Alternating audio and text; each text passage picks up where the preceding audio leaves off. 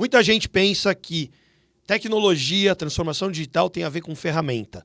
Se você quer descobrir quais são os 3 itens principais que compõem um tripé, que sustentam e geram transformação digital, fique ligado que esse episódio está incrível e tem muitas dicas práticas para você, para ser um agente de mudança e gerar transformação rapidamente e imediatamente.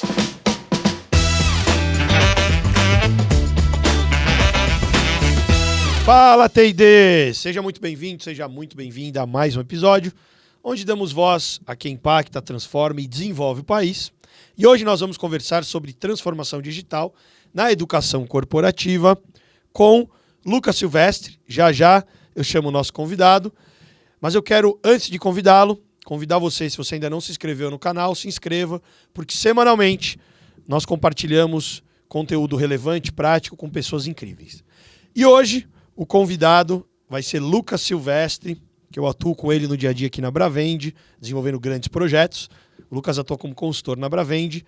E ele é engenheiro, especialista e instrutor em transformação digital. Participa de muitos projetos, muitas vezes nos bastidores, e hoje a gente vai trazer ele de frente para as câmeras. Não é isso, Lucas? Isso aí. Tudo bom, Carlos? Tudo jóia. E você? Tudo ótimo. Como é que tá a expectativa para vir aqui de frente para as câmeras, para quem está nos assistindo, para quem está nos ouvindo, né, compartilhar a sua experiência? Experiência nova, sempre é bom, frio na barriga, mas nesse momento a gente vê o nosso improviso, o que a gente tem lá guardado aparece. É isso aí, porque tem só 6 perguntinhas aqui e a gente tem 30, 40 minutos de conversa. Vamos que vamos. Sabe que eu também tenho frio na barriga, né? Por mais que você fale, você não tem frio na barriga. Claro que tem, é que você aprende a administrar as emoções, o medo, né, o frio na barriga.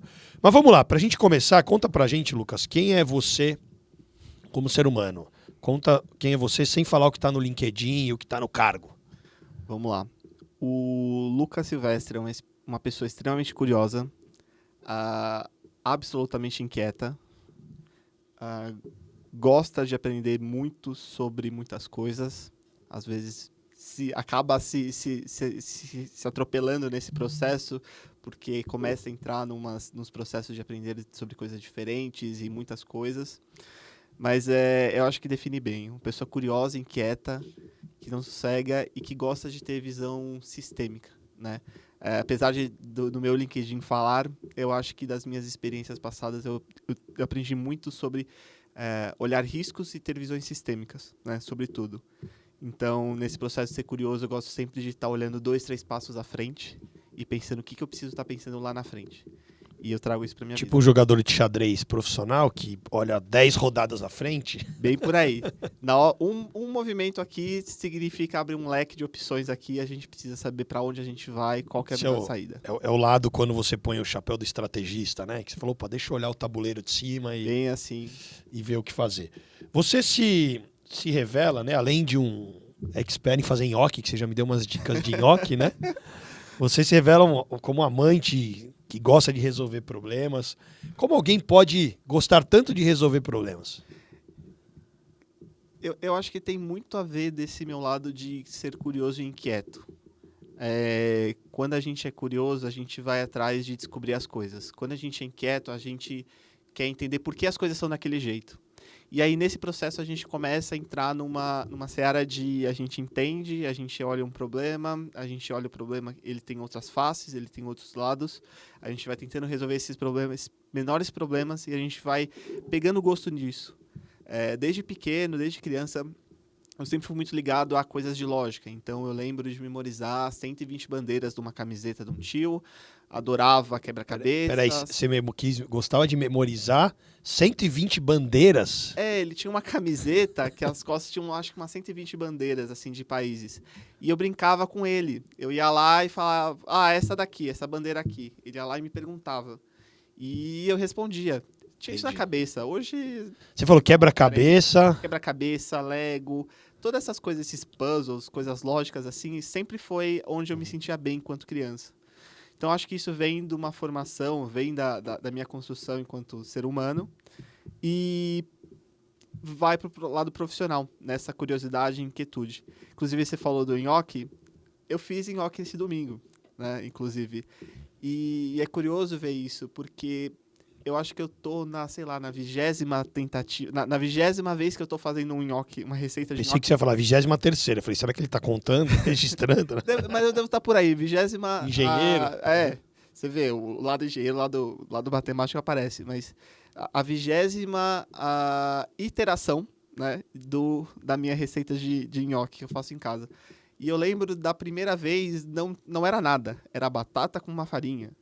E a gente vai evoluindo, a gente vai aprendendo. E eu, nesse processo de ser curioso e inquieto, fui entender como que o nhoque, como que a batata dá liga com a farinha. O que eu preciso aqui resolver essa equação? Batata mais farinha. Como que eu resolvo essa equação de ter o melhor nhoque?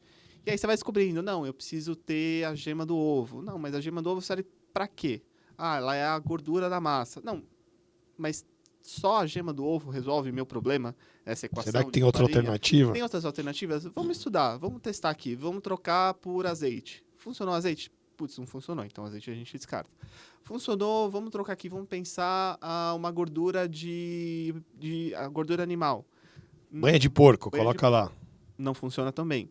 E aí a gente vai testando, até que a gente chega lá, ingrediente secreto, a receita a casa, a receita dá certo. E ó, pessoal, já tem essa receita, viu? Eu só preciso fazer, ainda não fiz. Quando ele fizer, terão novidades. É isso aí. Mas é um processo de iteração. E sempre nesse movimento de tenho uma curiosidade, sou inquieto, quero tentar resolver, vou tentar resolver, descubro possíveis soluções, vamos ver qual que funciona melhor. Ah, essa funciona bem, mas será que funciona do jeito ideal? Vamos tentar outras aqui. E esse processo é um processo de resolução de problemas, né? Como resolver o problema da liga do nhoque, da consistência do nhoque, né? Vamos quebrar. Eu tenho a farinha, eu tenho a batata, eu tenho a gordura e vamos tentar resolver. Legal. E aí, trazendo um pouco da sua visão, né, de buscar olhar um problema de forma mais sistêmica, descobrir as causas e buscar alternativas, hoje a gente tem diversas tecnologias emergentes, né, inteligência artificial, vários itens que automatizam uma série de coisas que impactam na gestão dos negócios, no jeito de fazer negócio e no processo de educação. Como é que você tem visto esse processo de transformação digital através das tecnologias emergentes no mundo da educação? Tá. Eu acho interessante trazer um contexto de conceito de transformação. Transformação digital pressupõe de você alterar de forma intrínseca, alterar algo que é intrínseco a uma matéria, um objeto. Né? E digital pressupõe modernização e tecnologia. Então, quando a gente olha para transformações digitais, a gente está falando de alterar o estado, algo que é intrínseco de um processo, um modelo de negócio, com processos e formas mais modernas de fazê-lo. Quando a gente olha para a educação corporativa, eu acho até curioso, porque me preparando para esse podcast, eu fui resgatar alguns estudos que eu já havia feito anos atrás, acho que 5 anos atrás, inclusive. Acho que já tem 5 anos. E é curioso observar como as coisas mudaram de lá para cá e, ao mesmo tempo, coisas ainda estão mudando. Né? 2018, eu acho que era um momento assim, de transformação digital, eu acho que era a grande buzzword das empresas. Né? Desde o board até a média liderança, todo mundo falava de transformação digital. Não, estamos numa transformação digital, precisamos fazer uma transformação digital. Mas ainda havia uma falta de compreensão do que é essa transformação digital, como que a gente traz a transformação digital para o nosso dia a dia. E é curioso observar nas áreas de educação corporativa, porque eu acompanhei um processo de transformação digital de uma área de educação corporativa. Saí de um modelo lá em 2018 que era muito apoiado no que seria assim, é possível você olhar treinamentos e capacitação com 4 grandes grupos, né? Treinamentos técnico-funcionais, treinamentos de liderança, treinamentos institucionais e treinamentos continuados, né? Os treinamentos continuados, eles são majoritariamente os cursos de pós-graduação, MBA. Em 2018, eu passei por um cliente, uma grande empresa, assim, na época era uma das 10 maiores empresas do Brasil, com capital aberto, e a maior parte do orçamento do time de T&D estava na educação continuada. E não é só uma questão... E além do orçamento, financeiramente falando, também era esforço do time. Então, tinha um time quase que inteiramente dedicado a apoiar os processos operacionais para sustentar os cursos de pós-graduação em MBA que as lideranças faziam. E quando a gente olhar para dentro, como que você está levando isso daqui para dentro? Isso está conectado com uma trilha de carreira? Isso está conectado com um objetivo de negócio? Como você está treinando suas lideranças, seus times técnicos? Como você está trazendo conhecimento? Como você está incentivando uma cultura de aprendizagem? Não havia isso. Então, ficava muito na pós-graduação. 2018, quando esses movimentos de transformação digital começam a pegar fôlego, a grande joia era a tecnologia. Então, vamos olhar para a tecnologia. E começa-se um debate quase que interminável de qual ferramenta, qual plataforma a gente escolhe, qual LMS que a gente vai colocar aqui. A gente vai usar um LMS que usa inteligência artificial. A gente vai colocar uma inteligência artificial para recomendar cursos dentro do nosso LMS. Mas faltava um olhar de transformação digital real. Que vai além da ferramenta. Vai além da ferramenta, de você olhar para a experiência. Transformação digital não é só... Quando você fala de experiência, a experiência do usuário, do participante. Exatamente. Quando a gente olha para a experiência dentro do contexto de negócios, o grande tchan das transformações digitais é você trazer o usuário para o centro do seu negócio e olhar para a experiência que ele tem e, a partir daí, você buscar a sua evolução. Como que eu atendo melhor esse cliente? E até contexto, né, o movimento de transformação digital, ele vem justamente com uma resposta das empresas tradicionais às startups, que vinham com uma abordagem de experiência de cliente, né? Então, quando a gente olha para áreas mais internas do negócio, como a educação corporativa, era fundamental você olhar para a experiência do seu aprendiz, do seu colaborador. E ao não pensar na experiência dele, qual que é a jornada de desenvolvimento dele, como que isso conecta com o que ele é hoje, o que ele pode ser amanhã e o que ele quer ser no futuro, a ausência desse processo, a ausência dessa visão, revelava como a transformação digital nas áreas de educação corporativa estava confusa. A pandemia acabou, de alguma forma, gerando essa mudança. Porque uma vez que o modelo de educação continuada nas faculdades, nas pós-graduações, começou a ser colocado em xeque por uma questão de orçamento, os times começaram a olhar para dentro de casa. Uma vez que eu não tenho orçamento para custear tantas pós-graduações, como que eu desenvolvo meus times? Então, a partir da escassez do recurso, os times começaram a olhar para dentro de casa e falar, poxa, talvez não ter orçamento para pagar N cursos de MBA, para minha liderança, coordenadores, gerentes, libera um orçamento que eu posso usar para desenvolver competências que eu estou precisando nesse momento, competências digitais. Por exemplo, essa empresa tinha um modelo muito apoiado no comercial. Então, dependia muito da força de venda estar atuando. Bom, então eu preciso entregar treinamentos para esse time de vendas que permitam que ele faça uma venda remota, porque ele estava acostumado a fazer uma venda presencial. Eu não preciso pagar um MBA para todas as lideranças comerciais para que o meu vendedor lá na ponta aprenda. Na verdade, é o contrário. Eu preciso capacitar quem está na ponta do negócio para entregar valor para o cliente. Eu não preciso capacitar o gerente para ter um MBA para levar esse MBA para o time, né? Então, essa mudança de paradigma de olhar para a experiência da pessoa aprendiz, do colaborador, mudou o jogo, né? A gente tem visto clientes que têm olhado muito forte para isso. Tanto a parte de comunicação, de engajamento, o empoderar e ter o accountability, né? A gente participou de uma entrega recente, né, para um grande cliente e que deu para ver a turma engajada. Uma turma engajada como aquela não acontecia em treinamentos há 5 anos atrás. Por que aconteceu? Porque tem um processo de transformação. Foi direto ao ponto, colocou o participante no centro. A nossa experiência, colocou o participante no centro, a gente trouxe a conversa para próximo. Não foi aquele Começou pelas principais dores que eles têm. Exatamente. A gente olhou a jornada, a gente fez o trabalho de construção antes, né, de entender o cliente. Então, a gente Perfeito. desenhou uma experiência de treinamento que colocou o participante no centro, colocou ele como protagonista da ação. Tem muito do papo, o protagonista, o protagonismo do aprendiz, mas fazer isso exige essa abordagem de olhar para a experiência, olhar para o usuário, onde ele está, como ele se conecta, que incentivos a gente estimula ele, como que a gente traz ele para dentro do treinamento, como a gente engaja ele. E isso é um movimento de transformação digital. Só que a gente muitas vezes não olha, porque às vezes a gente não olha porque não tem uma tecnologia, uma super tecnologia, né? Não é como inteligência artificial dando treinamento e fica meio de lado. Mas isso é transformação digital na veia, né? Um treinamento que eu fiz de transformação digital, a gente olhou muito para isso, de como que a transformação digital ela conversa com a experiência e a jornada do cliente. Não existe transformação digital se eu não olho para o meu cliente. Então, no mundo de educação corporativa, não existe transformação digital se eu não olhar para a experiência de aprendizado dos meus aprendizes, né? Meus colaboradores.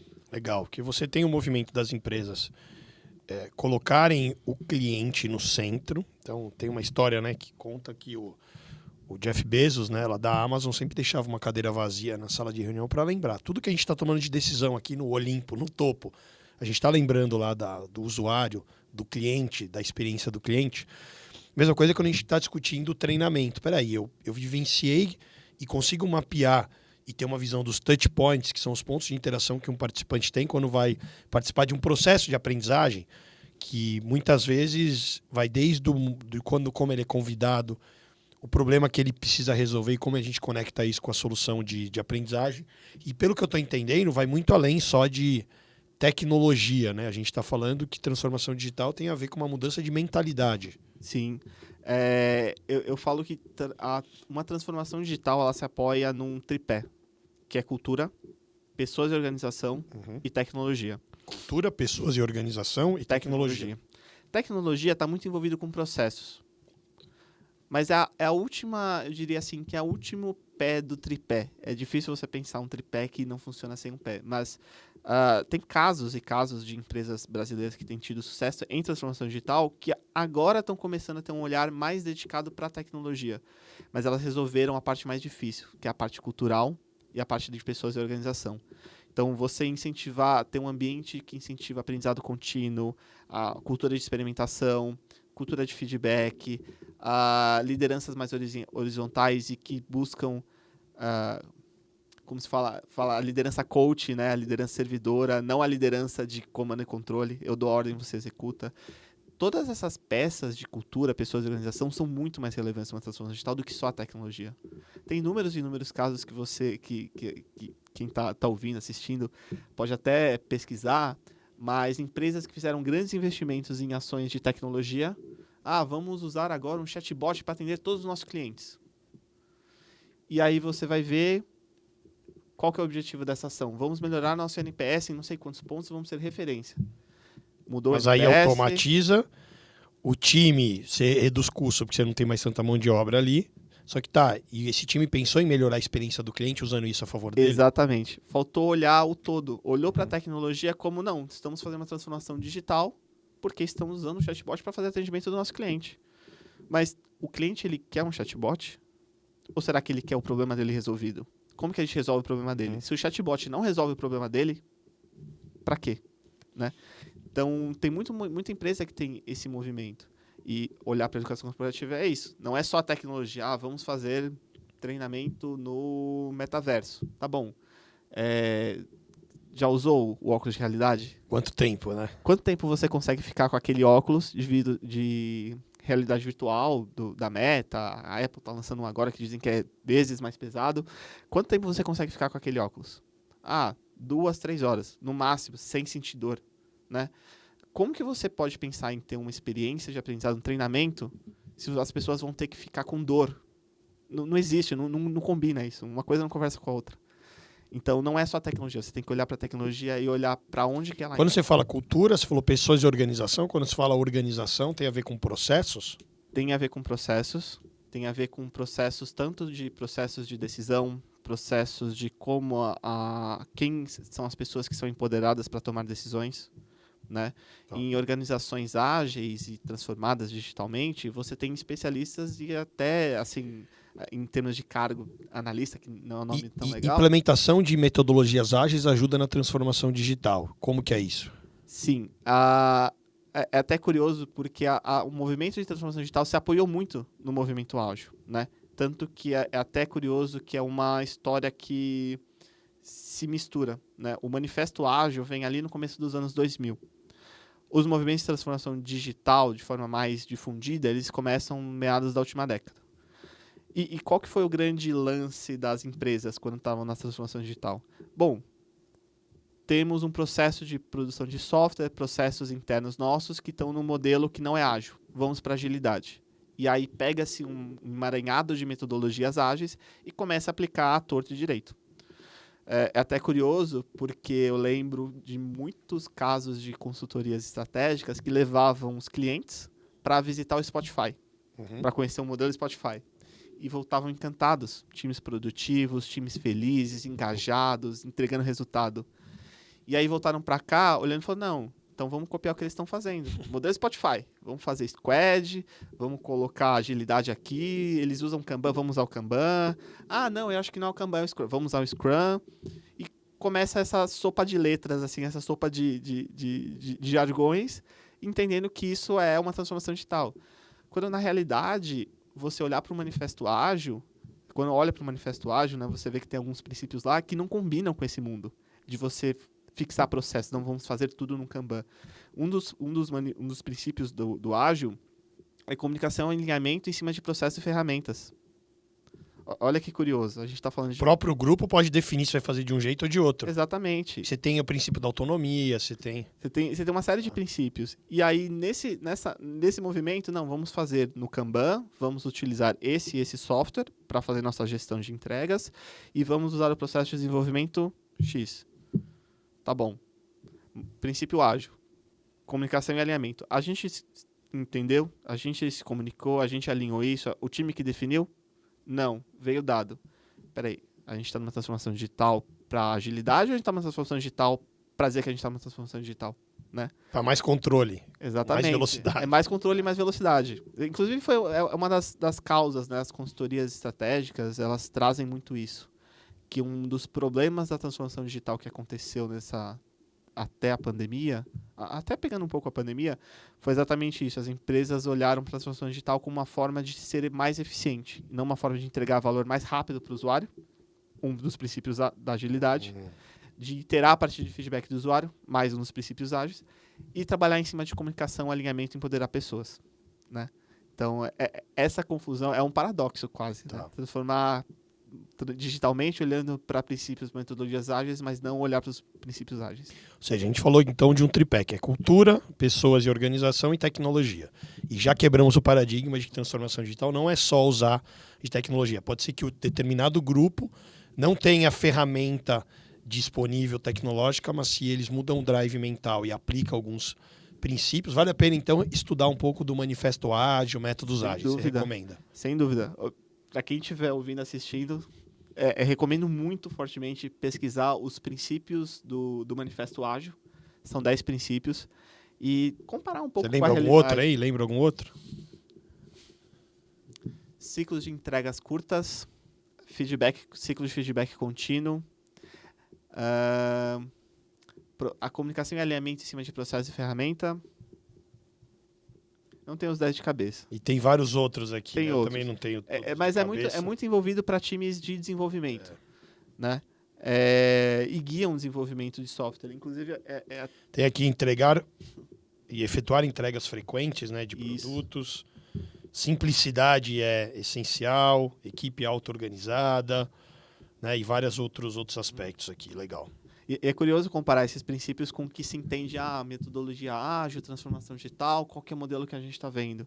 Tem até um caso que eu levei para um treinamento que eu fiz, que era, pegava uma estrutura de time, tinha um time definido já. Times auto-organizados, não é bem assim.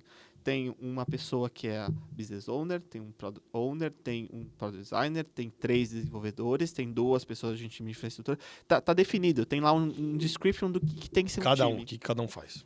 Esse time precisa dessas pessoas, né? Faz sentido? Esse time precisa... Quem que disse que o time precisa ser organizado dessa forma? Alguém que não é o próprio time. Né? Você vê o paradoxo da metodologia com... Entendi. Legal. E nos projetos de consultoria, né, que você trabalha, gestão de processos, ligado à educação, quais são os principais desafios que você observa nas empresas em relação à adoção de práticas mais digitais e como abordá-los? Bom, eu acho que tem um lugar, quando a gente fala de práticas digitais, que é um pouco de desconhecimento das ferramentas e práticas, de fato, né? Mas também tem um outro lado que é uma questão de processo. As pessoas, muitas vezes, elas estão viciadas nos processos, como elas fazem as coisas.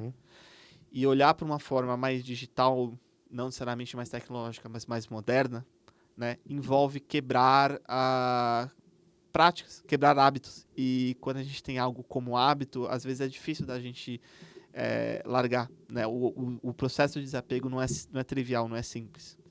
Então, esse é um processo que depende muito fortemente de times de educação corporativa, de trabalhar esse processo, de trabalhar esse desenvolvimento, incutir essa sementinha na cabeça para mudar o hábito, das lideranças de engajarem os times numa mudança de hábito, de mostrarem na prática qual que é o benefício da gente mudar essa prática que a gente tem hoje para essa outra aqui, o que a gente ganha aqui, né? E trazer isso também no lado do resultado. Não é só falar, se a gente usar essa ferramenta aqui para fazer esse processo, a gente vai fazer mais. Não é só fazer mais. Quem está na ponta quer entender melhor. A gente vai fazer melhor? Qual impacto isso vai gerar? Disso? Tem um caso curioso de um relato recente na Lopes Imobiliária, né?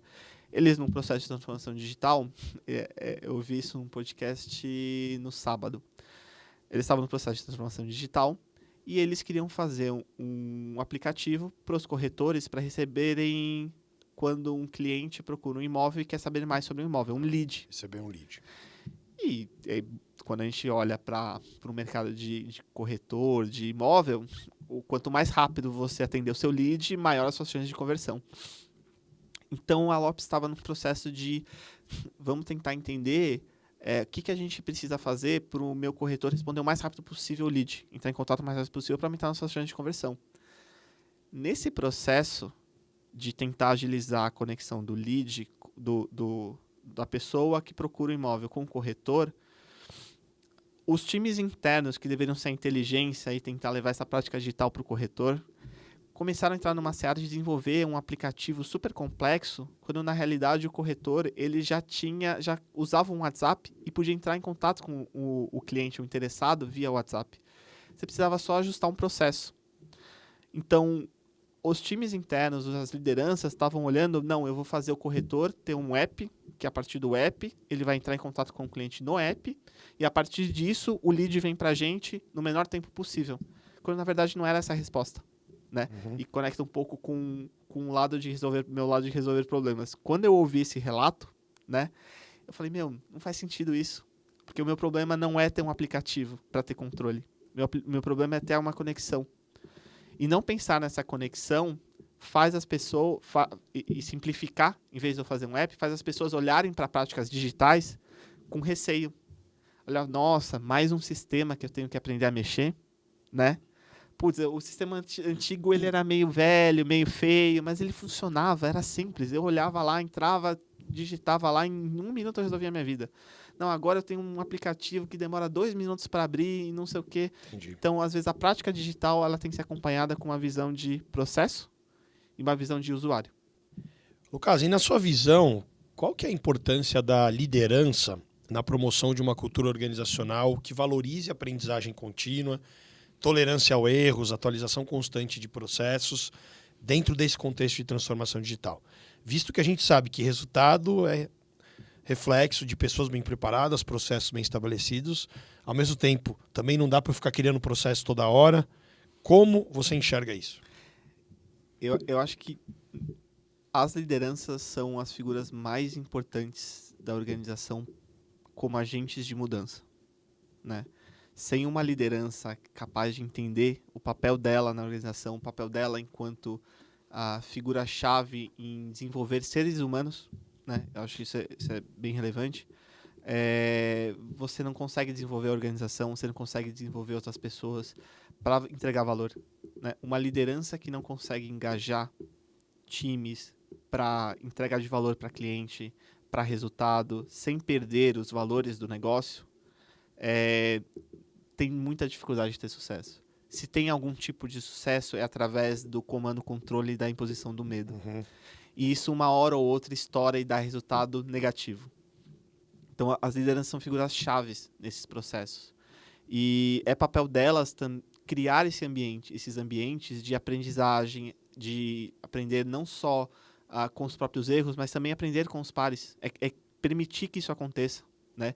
A gente falou muito de transformação digital e eu lembro que lá em 2018 já se falava muito do peer-to-peer learning, que é o social learning que a gente chama hoje. De você aprender com quem está do seu lado, você ter ritos e aprender com pessoas que fazem parte da sua organização.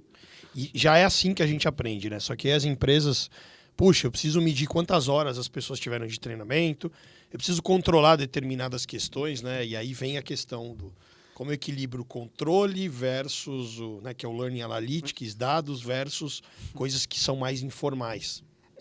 Essa é a parte do treinamento informal do dia a dia, esse dificilmente você consegue controlar. Mas você consegue pelo menos perceber. Quando uma pessoa na empresa ela chega com um grupo de skills e competências e ao longo do tempo ela desenvolve outras sem um estímulo de uma educação, de treinamentos e coisas formais, das duas uma. Ou ela está aprendendo por conta própria em casa, ou ela está num ambiente de trabalho exposto a desafios e pessoas que pensam diferente e ela está desenvolvendo essas competências. Né? Eu lembro, em 2020, eu tive a oportunidade de fazer uma visita na Loft, que é uma startup, na parte de imóveis também. E lá eles tinham um processo muito simples para fazer esse aprendizado com o próprio time. Né? Eles tinham, quinzenalmente, eles tinham um momento do dia, no final do dia, 2 horas em que as pessoas tinham liberdade de levar e fazer uma apresentação de até 15 minutos de alguma coisa nova que elas tinham aprendido. E isso era um comportamento incentivado por toda a organização. Então, tinha um dia que, por exemplo, um C-Level, o CEO podia estar lá apresentando alguma coisa que ele aprendeu de diferente. E logo depois tem um desenvolvedor falando de uma linguagem nova que ele aprendeu. E ter esse espaço para compartilhar conhecimento, né? Quem está aprendendo e estudando sobre isso está dedicando tempo de trabalho e o líder incentiva isso. Está levando esse conhecimento para mais pessoas e os times de RH, de educação, pegam essa informação, divulgam, fazem uma comunicação para levar mais pessoas para esse momento e pegam esse conteúdo e podem levar, por exemplo, para um LMS. Então, olha só, o que era informal, eu dou uma estrutura, eu estabeleço um processo, a partir disso eu levo para minha base de conhecimento, meu LMS, meu LXP, não importa como se chame. E a partir daí, aquela coisa que talvez ficasse na informalidade, é formalizada. Eu reconheço o profissional que está lá, porque ele se estudou, ele expôs, é o nome dele que vai estar lá naquele documento. E eu disponibilizo para toda a organização. Então, a pessoa que chega hoje na empresa, ela pode estar aprendendo algo que alguém pesquisou 2 anos atrás. A pessoa, às vezes, de repente nem está mais na organização. Tem muito que fala, pô, mas aí depois a pessoa sai, fica o conteúdo lá. Tem uma grande empresa de tecnologia, referência no mercado, que eles têm um modelo onde todos os profissionais, tudo que eles aprendem e desenvolvem, eles podem postar dentro da plataforma interna e isso é compartilhado. Então são milhares de conteúdos publicados o tempo todo. É o grande lance do você aprender do social learning. Né? Às vezes a gente não olha na isso... prática social ali. Exatamente. Às vezes a gente não olha isso como um social learning, um peer-to-peer learning, mas é uma pessoa, um colega de trabalho que está lá me ensinando alguma coisa. E você está no ambiente de trabalho, você precisa aprender, que é o Learning the Flow of Work, na hora que você está trabalhando, e aí, onde que eu acesso essa informação? Que dica você daria para quem está nos escutando, nos vendo, para conseguir atuar de forma proativa como agente de mudança nessa transformação digital na educação? Tá. Eu acho que é fundamental os 10 princípios do ágil. Tá? Muito importante consultar. Eu acho que, apesar de eles serem muito focados nos times de desenvolvimento, de tecnologia, eu acho que tem um valor ali de você tentar extrapolar até onde eu consigo levar isso, alucinar esses princípios para o meu dia a dia. Então, essa é uma dica. Segunda dica é centralize o seu usuário, seu cliente, quem quer que seja, e tenta observar a jornada dele, a experiência dele. A gente falando de educação, como que o meu usuário aprende? De que formas eu consigo transmitir conhecimento para ele? Como ele gosta de aprender? Levantar todas essas perguntas, investigar todo esse processo, vai te ajudar a desenhar uma jornada. Não é só mapear as necessidades de treinamento. Peraí, quando ele aprende, quando ele precisa, onde ele busca a informação? Exatamente. Qual a dificuldade que ele tem, como é que ele faz?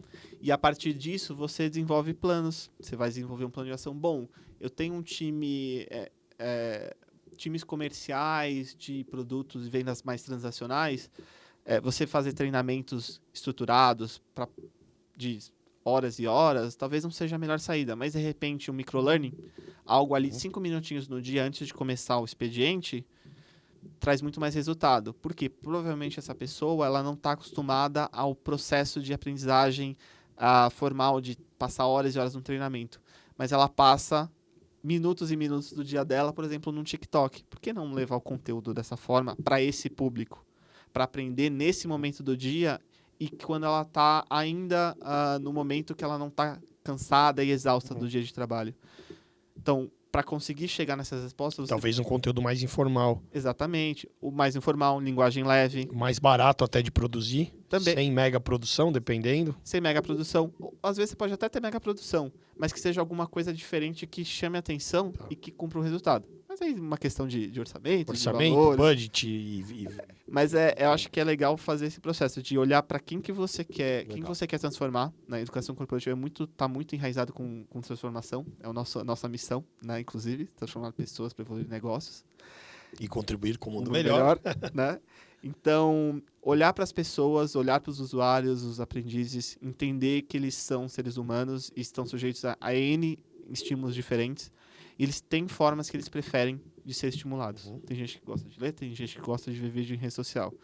Independentemente disso, você tem que pensar nessas pessoas e quais estímulos que você vai colocar para elas se desenvolver e transformá-la. Muito bem, o papo tá incrível e o tempo voou e a gente já tá chegando aí perto do final. Eu vou pro momento Tome e Devolve, que é o T&D. Eu falo e você complementa. Detox digital. Importante. Processos rígidos. Terrível. Consultoria. Resolver problema. Transformação digital. Mudança disruptiva. Se eu estivesse entrevistando... Aliás, se eu estivesse com o Lucas lá de trás, mais novo, que não mexia tanto em tecnologia, ou talvez já mexia em tecnologias disponíveis na época, que dica você daria para ele com a sua experiência de hoje? Não se perca com a tecnologia. Foque no objetivo. Entendi. Perfeito. Como é que as pessoas te encontram? LinkedIn, eu acho que é a principal Lucas Silvestre. Silvestre. Lucas.silvestre. Não lembro muito Te bem. encontram lá. Me encontra lá. Outras redes sociais são muito Você esporádicas. usa pouco, né? Usa pouco. Tem o Instagram, abre lá, vamos só ver no Então, LinkedIn te encontram. Mas LinkedIn aqui estou na lá. Bravende, né? Isso aí. Aqui na Bravende. Ligou, estamos aqui. Isso aí, Lucas. Obrigado. Obrigado pela oportunidade de poder bater esse papo com você, de poder trabalharmos juntos em vários projetos incríveis que a gente tem feito. Obrigado. Tem sido muito bacana contribuir com essa transformação digital, não só através de ferramentas, mas através da mudança de mentalidade. E vamos em frente. E você que está nos assistindo, se ainda não se inscreveu no canal, se inscreva, porque semanalmente tem um convidado incrível para compartilhar muitos insights poderosos que podem transformar a sua atuação e dos seus times. Um grande abraço e até o próximo episódio. Valeu!